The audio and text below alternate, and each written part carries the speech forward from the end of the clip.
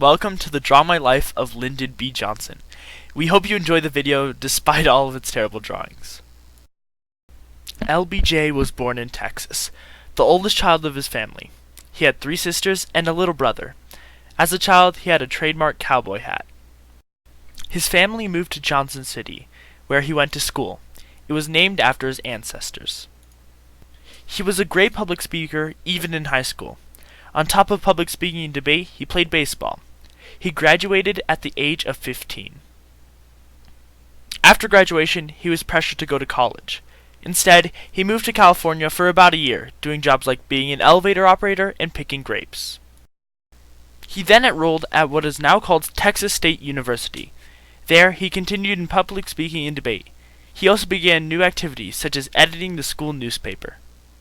Soon afterwards, he began teaching at a segregated Mexican-American school, and he was able to earn a little extra money for college. It was here he made his mind to try to create more equal opportunity, coming to the realization that most of the poor kids there would probably never go to college. 10 years after graduating, he married Claudia Alta Taylor, known by her friends as Lady Bird.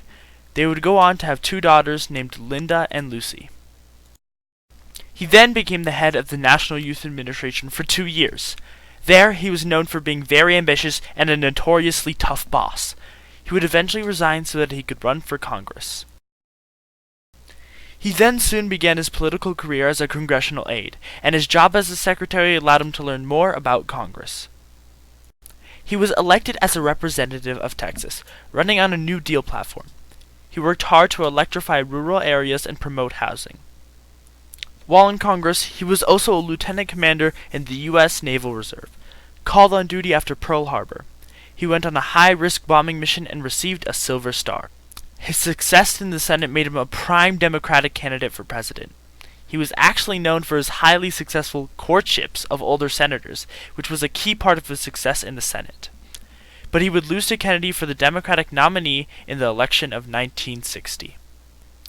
He then would become the vice president of Kennedy, and while being vice president, Johnson was known to search for ways to increase his affluence within the executive branch.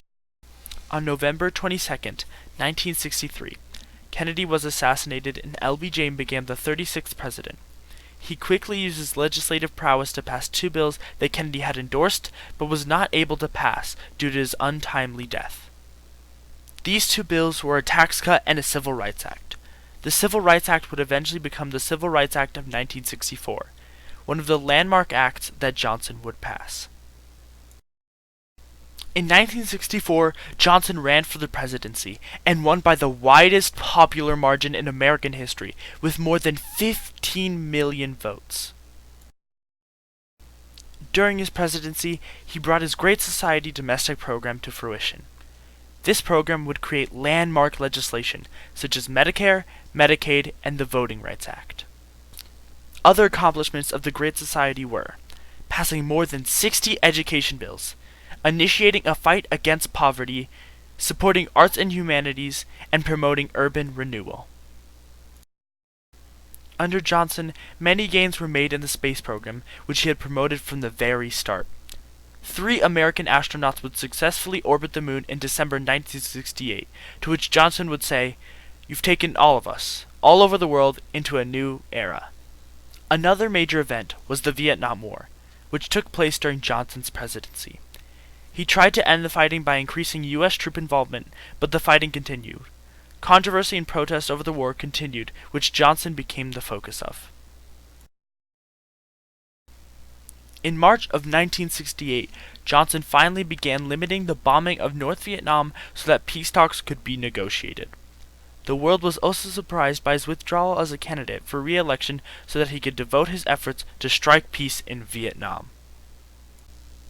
He would continue to work on peace talks for Vietnam, but unfortunately, he died suddenly of a heart attack at his Texas ranch on January 22, 1973.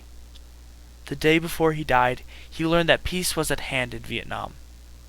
Today, Americans still feel the impact that Johnson's legislation had in their lives. Sun is shining in the sky, there ain't a cloud in sight. It's stopped raining, everybody's